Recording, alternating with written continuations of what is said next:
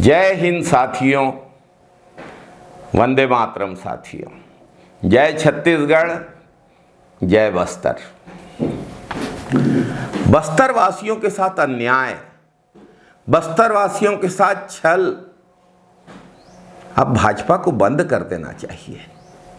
बस्तर के लोग बेहद विनम्र, भोले भाले लोग माओवाद की वजह से और 15 साल की पूर्ववर्ती भाजपा सरकार में बस्तर की पूर्णतः उपेक्षा की गई। बस्तर को विकास की मुख्य धारा से काटा गया।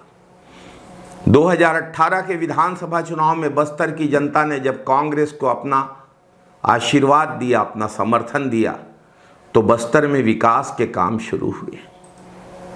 लेकिन 2023 के चुनाव में भाजपा ने झूठे वादे कर जनता को फिर से भ्रमित करके अपनी सरकार बना ली। बस्तर वासियों ने भाजपा को विधानसभा चुनाव में, लोकसभा चुनाव में समर्थन दिया, लेकिन बदले में भाजपा बस्तर वासियों के साथ विश्वासघात कर रही है। बस्तर में एनएमडीसी प्लांट के लिए जब किसानों की जमीनें ली गई थी, तब एनएमडीसी ने बस्तर की जनता से ये वादा किया था कि प्लांट, नौकरियां, रोजगार के अवसरों के साथ साथ बेहतर चिकित्सा सुविधा के लिए सुपर स्पेशलिटी हॉस्पिटल का निर्माण किया जाएगा। बस्तर वालों ने अस्पताल के निर्माण और एनएमडीसी की प्लांट के लिए अपनी जमीनें दे दी।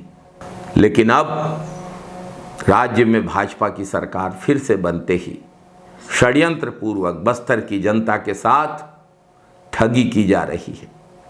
सुपर स्पेशलिटी हॉस्पिटल के निर्माण को निरस्त किया जा चुका है। बस्तर जैसे सुदूर अंचल में स्वास्थ्य सुविधाएं वैसे भी बहुत कम है। कांग्रेस सरकार के समय जो शुरुआत हुई, उनको भी भाजपा ने खत्म कर दिया। यदि कोई गंभीर रूप से बीमार होता है तो सुपर स्पेशलिटी इलाज के लिए बस्तर के आदमी को या तो विशाखापट्टनम या रायपुर जाना पड़ता है। यदि बस्तर में ये सुपर स्पेशलिटी हॉस्पिटल बनेगा तो इसका लाभ एनएमडीसी संयंत्र में काम कर रहे लोगों के साथ साथ बस्तर वासियों को और बस्तर में बड़ी संख्या में तैनात सुरक्षा बलों को भी मिलेगा।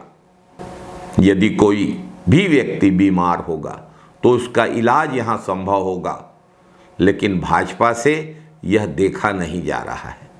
भाजपा को तो सिर्फ अदानी जी की चिंता है। यदि अदानी जी को सुपर स्पेशलिटी हॉस्पिटल बनाना पड़ा, चलाना पड़ा, तो कितनी तकलीफ होगी उनको। अदानी जी के हितों की चिंता कर रही है भाजपा। सुपर स्पेशलिटी हॉस्पिटल को निरस्त करके भाजपा को बस्तर वासियों के हितों की चिंता नहीं है। सुपर स्पेशलिटी हॉस्पिटल का निर्माण जगदलपुर से 13 किलोमीटर दूर खूंटपदर में होना था। नगरनार संयंत्र के पास होना था। जगदलपुर से विशाखापट्टनम मार्ग में खूंटपदर है, लेकिन भाजपा सरकार को यह मंजूर नहीं है। प्रदेश कांग्रेस अध्यक्ष श्री दीपक बैज के नेतृत्व में बस्तर के कांग्रेस के सारे नेता और छत्तीसगढ़ के कांग्रेस के नेता एक पद यात्रा खूंटपदर से जगदलपुर तक निकालने जा रहे हैं। इस पद यात्रा के माध्यम से नगरनार संयंत्र के निजीकरण के प्रस्तावों का विरोध किया जाएगा। कांग्रेस की यह पदयात्रा बस्तर के नौजवानों को एनएमडीसी के संयंत्र में रोजगार दिए जाने की मांग को पुरजोर तरीके से सामने रखेगी। कांग्रेस की यह पदयात्रा सीएसआर मद की राशि को प्रभावित क्षेत्रों में व्यय किए जाने की मांग को रखेगी।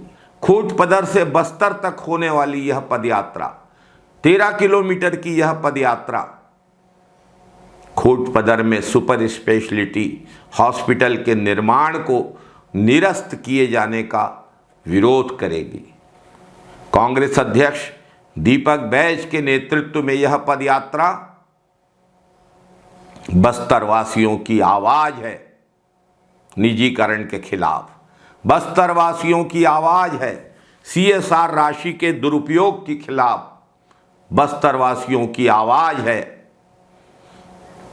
रोजगार के लिए। बस्तर वासियों की आवाज है स्वास्थ्य सुविधाओं को बस्तर वासियों से छीनने के खिलाफ। कांग्रेस की सरकार थी तो हाट बाजार क्लिनिक लगा करते थे, कुपोषण के खिलाफ अभियान चल रहा था, बस्तर में व्याप्त जापानी मलेरिया को काबू में किया गया था।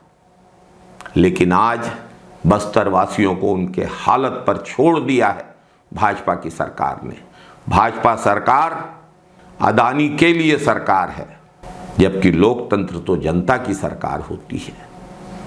लोकतंत्र जनता के लिए सरकार होती है।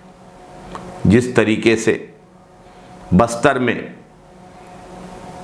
छत्तीसगढ़ के हितों को, बस्तर के हितों को, बस्तर वासियों के हितों को बेचा जा रहा है, अधिकारों को छीना जा रहा है, उसे सहन नहीं किया जा सकता। बस्तर माओवाद से प्रभावित इलाका है, जहां अक्सर पुलिस और माओवादियों के बीच मुठभेड़ होती रहती है। दुर्भाग्य से जब कोई पुलिस का जवान घायल होता है तो उसे बस्तर में पर्याप्त स्वास्थ्य सुविधाएं नहीं मिल पाती और इलाज में देरी की वजह से गंभीर घटनाएं हो सकती हैं। सुपर स्पेशलिटी हॉस्पिटल की स्थापना बस्तर वासियों के साथ साथ वहां तैनात सुरक्षा बलों की भी जरूरत है। लेकिन भाजपा सरकार को न बस्तर वासियों की जिंदगी से कोई मतलब है और न ही वहां तैनात सुरक्षा बलों से कोई मतलब है, न स्वास्थ्य सुविधाओं से कोई सरोकार है। भाजपा सिर्फ वोटों की सौदागर है। बस्तर वासियों ने अपनी जमीनें एनएमडीसी नगरनार स्टील प्लांट को दी ताकि बस्तर का विकास हो, स्थानीय युवाओं को नौकरी मिले, बस्तर वासियों को रोजगार के अवसर मिले, बस्तर के लोगों के जीवन स्तर में सुधार हो। जमीनें ली गई, वादे किए गए, वादे तो पूरे किए नहीं जा रहे हैं। अब अपने पूंजीपति मित्रों को फायदा पहुंचाने के लिए भाजपा की सरकार नगरनार संयंत्र का निजीकरण करने जा रही है। नगरनार संयंत्र को निजी हाथों में सौंपने की तैयारी की जा रही है। चुनाव के समय गृह मंत्री अमित शाह वोट मांगने बस्तर आए थे तो उन्होंने वादा किया था कि नगरनार का निजीकरण नहीं किया जाएगा। लेकिन वोट मिलते ही, सरकार बनते ही भाजपा अपने चरित्र के अनुसार बस्तर की भोली भाली जनता के साथ वादा खिलाफी कर रही है। सीएसआर मद की राशि प्रभावित गांव के लोगों का हक है, इसे छीनने की साजिश की जा रही है। सीएसआर के तहत प्रभावित क्षेत्र के विकास के लिए निर्धारित राशि अभी तक जारी नहीं की गई है। बहुत बड़ी विफलता है। सीएसआर फंड जारी नहीं करना खनन प्रभावित क्षेत्रों और संयंत्र प्रभावित क्षेत्रों के लोगों के साथ उनके अधिकारों को छीनने का काम है, धोखा है। कुल मिलाकर भाजपा सरकार ने सिर्फ छत्तीसगढ़ वासियों को ही नहीं, बस्तर के वासियों को विशेष रूप से छला है। बस्तर के विकास को हमेशा बाधित किया है, बस्तर को विकास से वंचित रखा है। पूंजीपतियों की सेवा में सीएसआर मद का उपयोग पूंजीपतियों के लाभ के लिए किया जा रहा है। जनता के साथ धोखा हो रहा है। एनएमडीसी क्षेत्र के युवाओं के लिए रोजगार का प्रमुख स्रोत बनती, लेकिन आज तक स्थानीय लोगों को रोजगार देने के वादों को नज़रअंदाज किया जा रहा है, दरकिनार किया जा रहा है। जो कमिटमेंट किए गए थे उनको स्थानीय युवाओं को रोजगार न देकर बाहर के लोगों को काम पर रखा जा रहा है। यह बस्तर के साथ और छत्तीसगढ़ के साथ अन्याय है।